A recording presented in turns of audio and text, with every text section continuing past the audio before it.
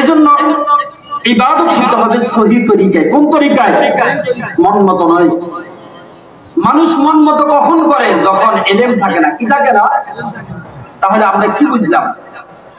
ইলম এটা অত্যন্ত গুরুত্বপূর্ণ। ইলম এটা অত্যন্ত কি গুরুত্বপূর্ণ। ইলম শিখতে হবে। এখন কি পরিমাণ ইলম শিখবো? যেই পরিমাণ ইলম শিখলে শরীয়ত মতো চলা যায়, একজন মুসলমানের উপরে এই পরিমাণ ইলম শিখা ফরজ। কি বলছি বলেন? দ্বীনি ইলম শিক্ষা করা ফরজ, এটা আমরা জানলাম এবং শিখতে হবে, এটার গুরুত্ব আমরা বুঝলাম। এখন কি পরিমাণ শিখবো?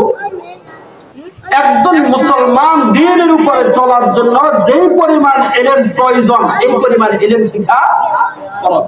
তাহলে নামাজের ইলম এটা ফরজ, রোজার ইলম ফরজ, যার উপরে যে কোরআন তেলাওয়াত সহিভাবে করা এটা ফরজ, ছেলে সন্তানকে ইলমে দ্বীন শিখানো এটা পিতামাতার উপরে জিম্মাদারি ফরজ।